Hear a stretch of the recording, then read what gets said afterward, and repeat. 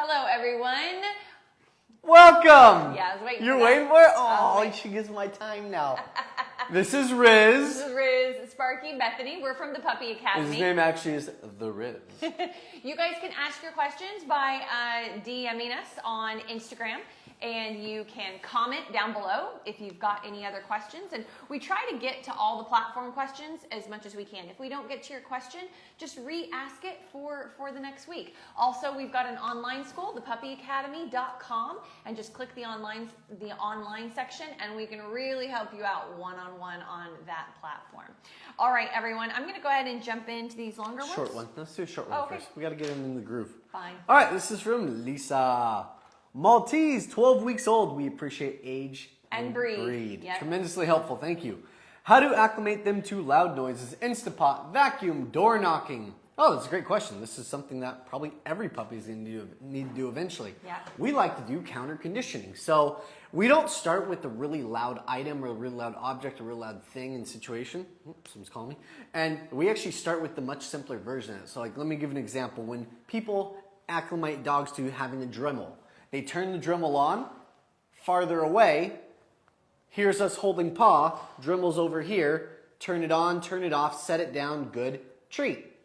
Get a little bit closer, turn it on, turn it off, set it down, good, treat. He's like, I heard treat, I want it.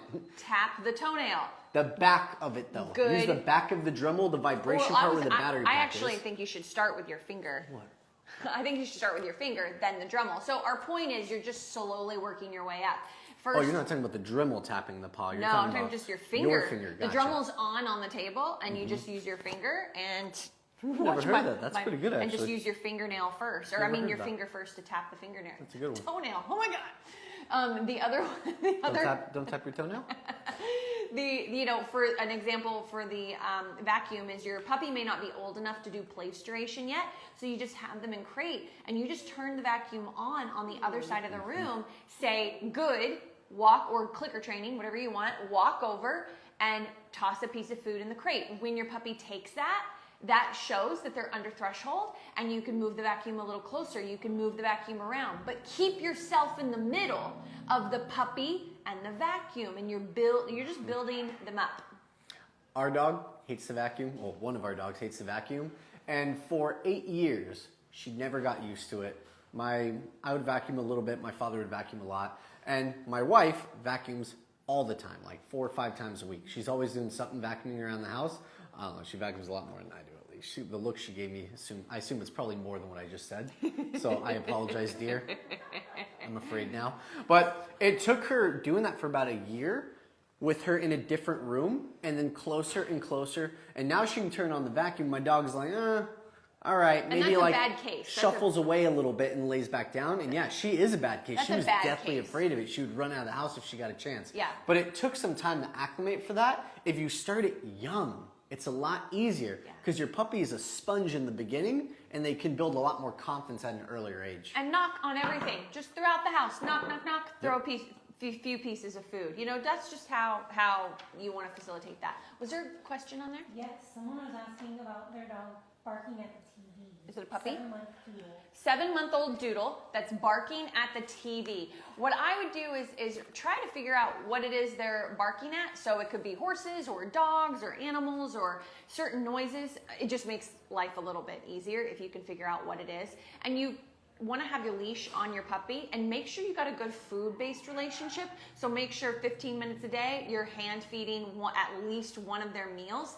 That way you can specifically turn on the show with the barking dog or the this or the that. I had a dog one time that hated Hawaii Five-0 because of all the gunshots. So literally when the opening Hawaii Five-0 music came on, started reacting. Oh.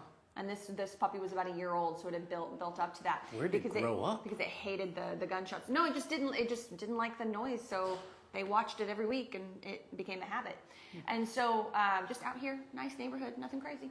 And so anyway, it was like get a leash on the dog, turn down the volume on the trigger, and redirect. Just work on come, food, good, break. take a few steps towards the TV, come good food break, catch them before the barking happens. That's why you got to turn the TV down so they're really just looking at it. She said on the trigger is the gunshots on the show. Or the barking dog or whatever Yeah. it is. So as soon as you see arousal, the focus, the ears go, anything like that, intervene immediately. If the puppy's already barking, you're going to have to completely leave the room, get the puppy's focus again, and then go back towards the TV at more distance. Okay. Let's go with Darling Darla. And now this was a response to somebody else, but it was a really good question. It was a response to Sarah. What does keeping the leash on around the house do? This is a good question.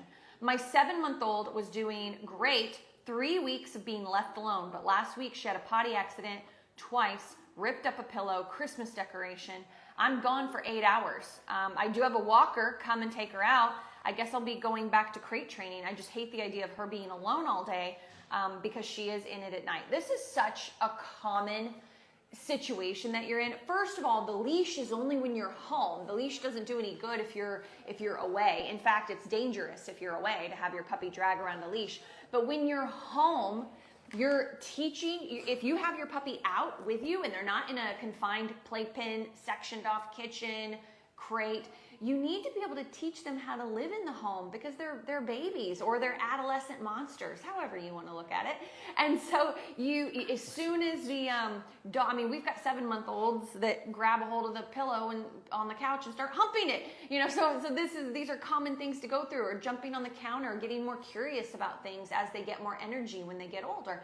And so you don't want to create conflict by grabbing it out of their mouth or grabbing the collar and pulling them away. Speaking of frustrated puppies, are you having problems? There you go. And so what you want to be able to do is just really nonchalant, non-confrontational, just grab the leash and let's go and redirect them. Now, maybe that redirection is a little pop on the leash if the puppy's a bit older, like yours, 7 months old, or maybe it's just gentle guidance. You don't want to be telling a dog to get off the couch and then be in a battle with them of having to grab them and drag them off because they won't listen.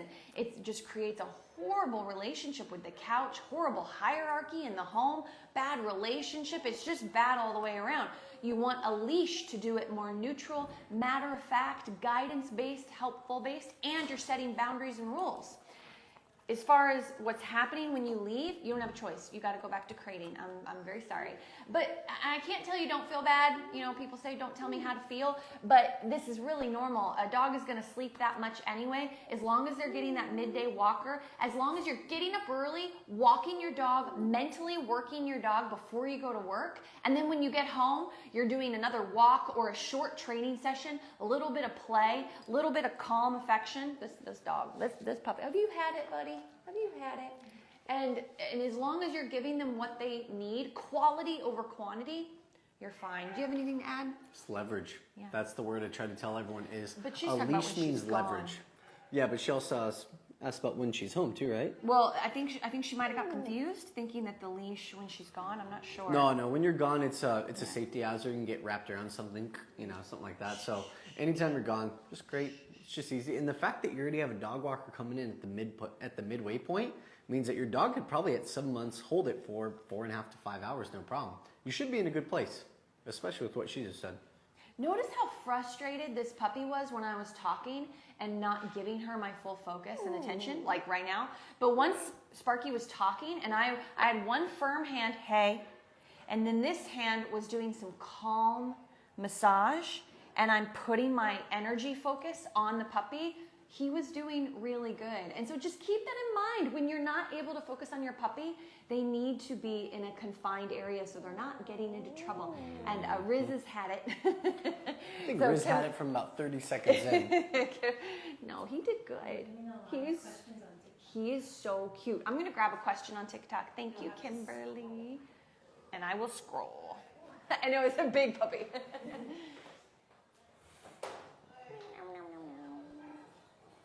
Whoa.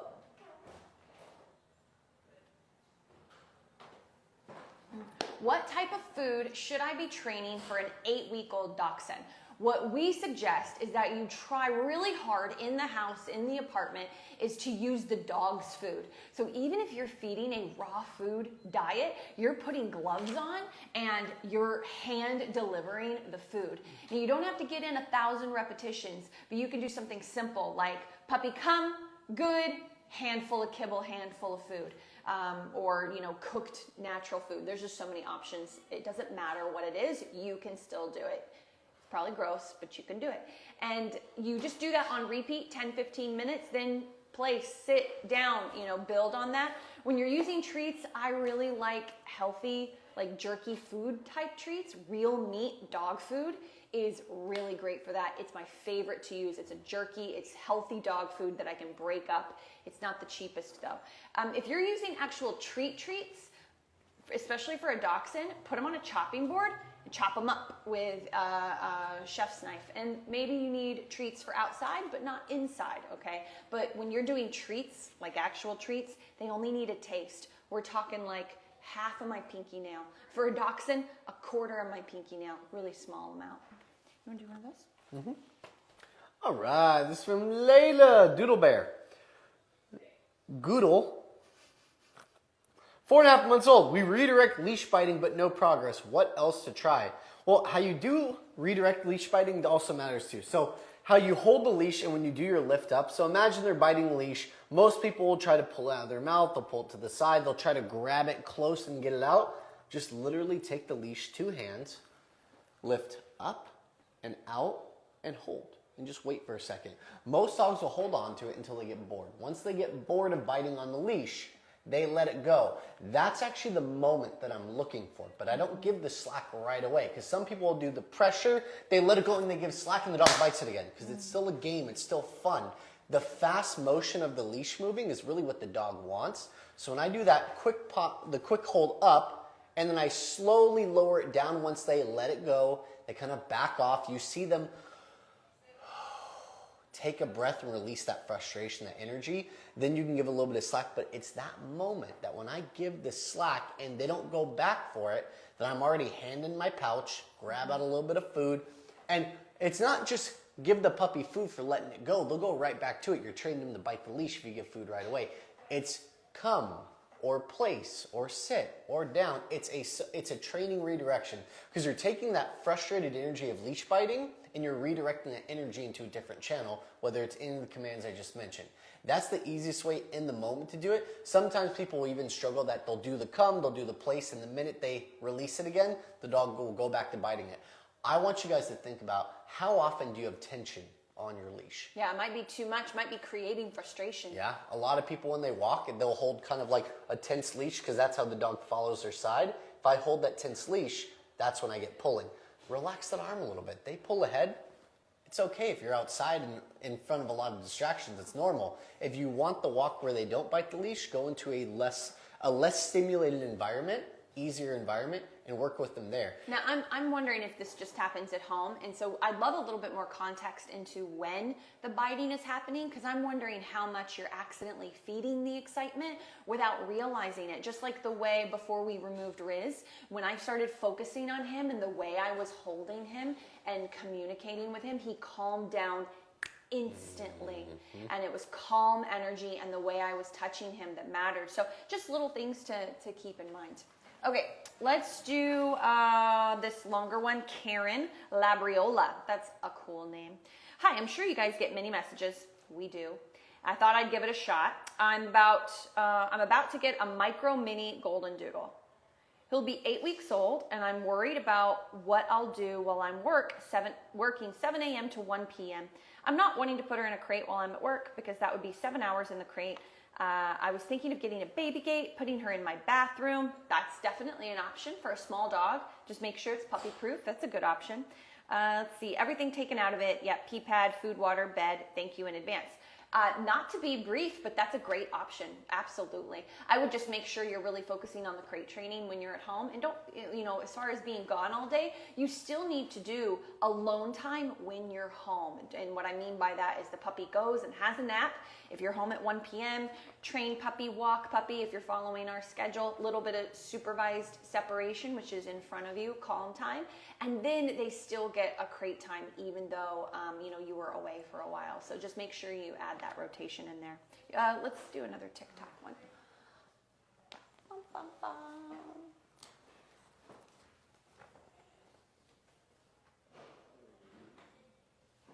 How long to let a puppy free play? So for us, we do a supervised separation. It does not work with every puppy, but it's kind of what I think you're talking about. The puppy is in a designated area, maybe outdoors, maybe indoor playpen, sectioned off kitchen, things like that, where they're around you, but you're not with them.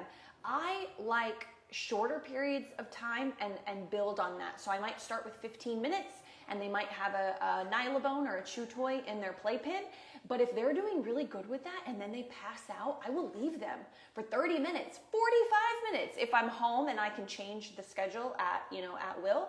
And so it really depends on the puppy. If the puppy's really struggling, then I got to change my game plan. I got to work on calming while being supervised separate. I might have to use a crate in the living room instead of a big area. Like I'm gonna have to, play around with that. So it just depends on how your puppy is doing, but hopefully that gives you an idea. It sounds like you're doing good if you're even asking that question. Don't let play go too long though. So if you've got some crazy Labrador, or recently came across a crazy Rottie, and apparently he was like this as a puppy, where he could just play for 30 minutes, 45 minutes, and then pass out, and then he's awake again, and then he just wants to go.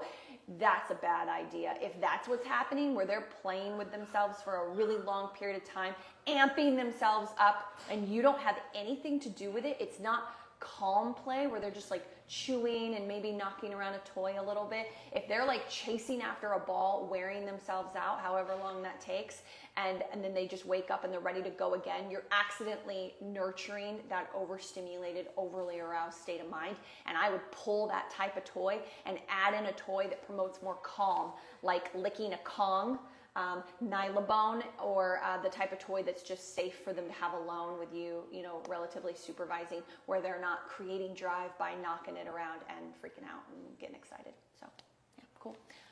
Let's see. My 12-week-old retriever cries sometimes without, okay. My 12-week-old golden retriever cries when I'm out on a walk. That's really young to kind of call it a walk. And so maybe they're getting overwhelmed, overstimulated. I don't know if they're putting on the brakes or not, or what's happening, but I would really take just your block, like that's it, or maybe even your home or condo and the 2 buildings next to you. And instead of trying to go for a walk, keep your puppy engaged. For a 12-week-old, 15 to 20 minutes tops of just turns, sit, food, turn, food, while they're walking towards you. Like just keep it simple, condense the training into one, little area. If you want to take your puppy for a park and go hang out, that can have a different effect on the brain. Do you have anything to add to that? Nope. Cool. Why don't you add one of yours? All right. I have a 4-month-old Goldendoodle who growled and showed teeth on his first chew treat, and that carried over to his food when I pet him on or his first take what? First treat. On his first treat. Okay. Chew treat. Chew treat. Okay. And when I pet him and tried to take it away, this is for the food now. Okay, so the chew treat, I'll be honest, I'm pretty strict with this. If I have a dog that growls when they have a chew treat, I can't give it to them and take it away when I need to. I can't give it to them and then say drop it or leave it and then out and back. Yep. Then they don't get chew treats. However, the problem may have already been harbored and it may be a habit now. So with the food alone, when you're giving them the food, let me start by saying this for anyone listening. I never take away food when they're eating it unless I'm specifically working on on-off practice, but there's a lot of lead up to on-off. That doesn't start with just taking away the food. And 2 is I also don't pet dogs when they're eating. Because you're creating conflict. Yeah, so you're also creating competition. When you start petting a dog when they're eating, they're going to get a little bit frustrated. They're going to get a little bit more tense. Unless you just got that happy-go-lucky lab that's just happy as ever you put a bowl on the ground for him to eat out of. But I can tell you right now, we have a dog that would not like that very much. We have a dog that would be very uncomfortable. When you put pressure on your dog to pet them, it does the opposite of what you want. You're doing it to acclimate them to it, but all it does is create more frustration, and then eventually they're going to do kind of like a turn and snap at you as well. Because there's an instinct here. There's a genetic instinctual factor here. So I've got 4 dogs. 3 out of the 4 dogs, if I was to touch them while they were eating, they would stiffen up a bit. And they all have some mild, different issues with some resource guarding. It comes very natural to them. And then my 4th one could care less. I could put my hands in his mouth, or I don't do that, but I could, and he would be totally fine. And so I know on these other dogs that I have to do a combination of respecting their genetic instincts, but also working on it to build more trust. So if someone, if my kid, if someone does happen to just kind of touch them a little bit while they're eating, it doesn't trigger them. But if you keep going in, touch while eating, you'll create even more of an issue, because that now they're like ready for you to do it. And so it makes it worse and worse instead of improving upon it. And so I know removing chews is not what you wanted to hear, and just, stop touching them, because that doesn't really give you anything to work on. But I would say is, what's the age again? 4 months old. 4 months old, so it's young. So it's very young. So there's definitely a genetic component here.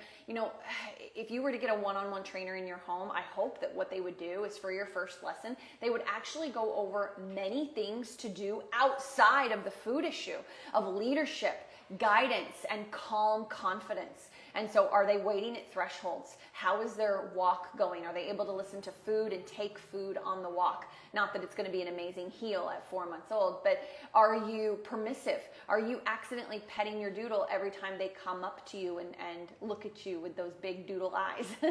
Because you're accidentally creating a pushier dog by having such a permissive relationship where they're getting affection every time they come up to you. And so I would really break those things down. I'd like to go into it more, but this is definitely a tricky issue. It's a big issue, yeah. And would require a much deeper look into this. We do have our online school if that's something that you might be interested in, but otherwise I would get someone in your home ASAP. 2 to 3 lessons should give you a good foundation of management moving forward. Yeah, but there is no correction for it. It's more of just, you have to give them a different way of dealing with it. At least not at this age. Yeah. There's not. Yeah. Okay, let's do one of these. From Heather. Hates going to the potty in the rain. Oh my goodness. And we have no covered area. She ends up going the second. Okay. What's so the question? It's a 10-week-old. So Heather says she's got a 10-week-old that won't potty in the rain. They don't have a covered area, and they bring her back in and she potties. I have a dog. got it. No, I wanna have listen. a dog that won't potty in the rain either. You've got to create an area for them that's dry. That right there, the dry part, which can be super, super difficult. I had a If client, I don't, my 7-year-old German Shepherd will still go in a potted plant up against the house that's dry. Yep, all my potted plants are up against the house, which stays dry, and then so it has this small ridge, and she does not want How to does go she where get it's up? wet. She just hops up. It's just small potted plants. She just hops up and pees. Well, that's new. I've never heard that one before. We had a client that actually posted something one time for us. He sent us a video, and it was You love talking about this. a patch of fake grass that he put over his real grass. And when it was raining, he would go out there with an umbrella, lift the fake grass off the real grass, which is now a dry patch of grass, with the umbrella still over, let the dog pee, let the dog go back inside, cover it back up. It's still dry from the umbrella, and then they'd take the dog back in. Yeah. So I thought that was a really cool little idea, technique. If it's flooding, though, It doesn't help if it's it doesn't flooding. help if it's flooding. No, and that was We're in also so- like we're in snow and SoCal. sleet and all that Snow kind of is stuff. good for but snow. It's winter right Yeah. now. Some of us are gonna have like some like sleet or like ice crystals on their grass in the morning. This is also really good for that one as well. But I know you probably didn't. That probably wasn't a good enough answer for you. But that's normal. Like you're gonna have to at least go out with an umbrella at least and find an area that's gonna help you out. I've as far also as that tried goes. doing a potty pad on like wood chips or like some kind of like medium. Like we On have Amazon, we you have can- wood chips and stuff, but they call it a pea box, where it's basically a box that you can fill with whatever you want. Yeah. You can do a grass patch in there. You can do fake grass. Actually, what I like is if anyone's done hydroponics, like farming, there's like these little medium pellets that you can put in there that actually absorb water and distribute it, including urine, and it makes it a lot easier to wash them. You can put those as your medium, and then put some like not turf, wood chips over that, and then put a fake grass on top of that. Yeah. That was the technique that we tried. That was a really fun one. You could also just go on Amazon and getting those fake grass patches and actually, and this is a pain in the butt, but I just don't know more about your situation, but you could have it by the back door and you literally just take the patch out, put it down, you got the umbrella so there's no rain hitting your puppy's face. That's so important. And if your puppy goes out a little bit, then it goes over the puppy, not you. Yep. You get wet. You get wet. But anyway, those are some ideas you can start with. Ideas save you money though is those patches on Amazon are about $30 to $35. The replacements are about $15 to $20 for a single one. You could also go to Home Depot and get a roll of 35 feet for about $50. And then you That's literally not gonna just last though. a whole roll of 50 feet. Yeah. They just replace it once a week. It's the same thing, but they save almost probably But $100 a month. But the grass is gonna go dead before you use it all. No, it's fake. It's the fake turf. You're the fake grass. It's He's the the fake fake turf, grass guy. yeah. I'm the real grass Yeah, person. it's like a roll of fake turf that you literally just put in your shed. Yes. You roll You out can do that 5 too. feet. You cut can do it. that too. Easy. Okay, you're absolutely right. Did you enjoy hearing that? All right, Sunshine says, I follow y'all on TikTok. Hi, TikTok. I just got a Goldendoodle. Man, we're like doodle heavy today. Doodle season. Coda puppy, 10 weeks old. We also have an adult lab. Our puppy is biting his neck. You got to advocate for your older dog, dude. Yep. We use the crate for training. Way to go.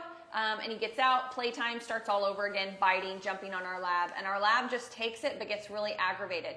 He's torturing your lab. Yeah, it's one of the easiest ways to build up a negative association between grudge. two siblings. A grudge, Yep. thank you. So what you want to do is you want to have a leash on your puppy, and anytime your puppy is out of that crate, they have a leash on. But you're not dragging that leash, or the puppy's not dragging the leash like we tell everyone else. You have 2 dogs, an older one especially. You have to hold on to You have it. to hold that leash. And I've even gone as far as tying the leash to my hip, A to my tether. belt buckle. Yep. And I basically tether them to me. So yes, it's a little bit sad. Your older dog doesn't get to come up to you as often. But is that puppy not in the crate for probably an hour and a half to 2 hours, coming out for an hour max? How old was the puppy? What was the age? Yeah, it's doing crate training, 10 weeks old. 10, 'Cause so you're probably can't- doing an hour in the crate, maybe yeah, an hour and a half. Hour and a half. Because you can't expect your puppy to know what to do. You've got to teach him what to do.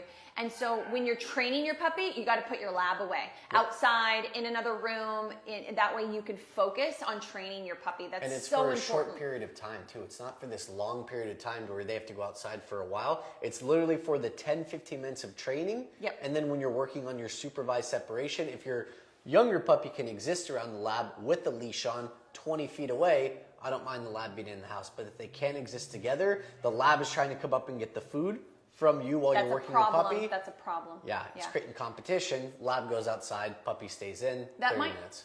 might sound like too much work with the leash, and the puppy's gonna probably exhaust himself trying to get to the lab and not want to take food, and then might just settle down, and it might be great. But if that doesn't happen, you can't get any focus, and the puppy will not settle down after a few minutes of trying to get to the lab.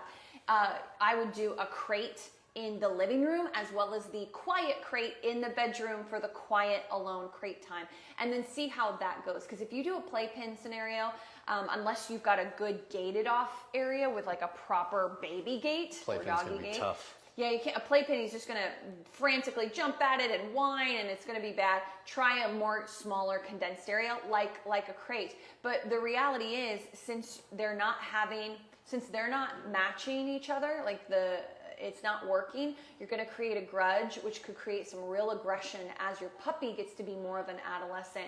And so you want the playtimes to be really, really brief. And as soon as your lab starts to show signs of not wanting to do it anymore, you need to go in, block the little puppy, like get back, and then once the puppy gives space from your Labrador, you're gonna wanna put the leash on. This is so much. Like, there's so much foundational training that has to happen first before your puppy's even gonna listen to you. So we do have an online school, and if you're not a part of our online school at the Puppy Academy, please join another online school. There's 2 others that I like on the top of my head. We're not the only one, but you need to. You're the only one. You're the best. I'm trying Don't to be. pass them somewhere else. We're the best. I wasn't going to. I was way too smart to say that. I was just saying that it's not all about, I've said online school like 3 times now. It's not all about our online school. That's all I was It's trying all to say. about our online school. Well, that's why they're here. They're here for you guys and the fabulous information. And if they didn't want to work with you, they'd be somewhere else. You effed that one up, didn't you? I'm in trouble. Yes, you are. And it feels Anyway. good that it's not me this time. Anyway, I was trying to be humble. I've got a couple questions it that is are the easy, best, quick but ones. I was trying to be humble. We're gonna move on, Bethany. We're gonna move But wait, on. I have more explaining to do. No, you don't. Sit back. Lisa, would my fully crate-trained 11-month-old puppy benefit from a larger size crate when I'm at work? 11-month-old fully crate-trained puppy, are they staying in there for 8 hours without coming out a single time? Are they that old to where they can hold it for that long? Honestly, they're not supposed to be in there pacing back and forth, moving around a lot. That's what's going to probably create the potty accidents. If you're doing a 11-month-old puppy that is a 8-pound teacup chihuahua, then I'm like, yeah, you can do a bigger crate, but you're having a potty pad in one section. You're basically making it the crate condo, as Bethany likes to refer to it. Yeah. But if I have a fully potty trained 11-month-old large-sized dog, even small-sized dog, that doesn't pee between that 8 hours, 9 hours that you're gone, no, keep the crate the size that's supposed to be in. Then they're fine. They're only going in there to sleep, and then occasionally probably stand up, do a circle to reposition, and lay down. But pacing back and forth creates anxiety. Yeah. It creates overstimulation. You don't want pacing. You want them to be just in their area. Head can go up tall without it hitting the top, and then do a full circle, and then be able to lay down. Basically, whatever their threshold is, if you can't get someone to come and let them out to potty, then yeah, you need a bigger space. But if you're home every 4 hours and they're doing great, then you're good. Keep with your standard crate. All right, guys, I think we've hit our time. No, one Yes, more. we I have. got one more short question. I almost did my whole sheet. Give this to me. All right, T something. 4-month mini Labradoodle sleeps in kennel but chews all of her other beds. How to stop this? Get rid of the beds for a few months. Just take it away. Most dogs don't actually need a bed. It's too young. They're like little pillows living in all that fur right now. So I just get rid of it. And when you do reintroduce it, I wouldn't even get a regular dog bed. I would get a pet cot. Primo pad. No, I'd get a pet cot, honestly. Primo pad If for it's crates. in the crate, For then crates. get what she said. I don't even know what the heck that is, but I assume it's made from like fire hose material. Primo pad. P-R-I-M-O-P-A-D. Probably made from fire hoses, which is kind of cool. It's recycled. Yay, go planet. Something like I that. don't know if it's made from fire hoses. Beth, just go with it. I don't know. Just But roll with anyway, it. everything you're experiencing is normal. When the puppy is outside of the crate and chewing on the bed, remove the beds. Only have the bed out, the cot out, get a cot. The cot. Only have the bed out when you're working on plates. And if you get a cot, trust me when I say this, get the size you're going to need when this dog is fully grown. Yeah. And if you have a chewer, go with the brand Veehoo. Veehoo. And then they're one of the only pet cots that I know that actually puts a metal lining around the edge of their cot, like a metal rim. So when they try to chew it, it's just metal. They can't really chew it. They can't tear it apart. You'll go through multiple of the cheaper cots that are only like $10 cheaper before realize that you need the one with the metal rim. Just do yourself a favor. Save some money. Anyway, guys, same time, same place next week. Thanks for joining us, and we'll see you later.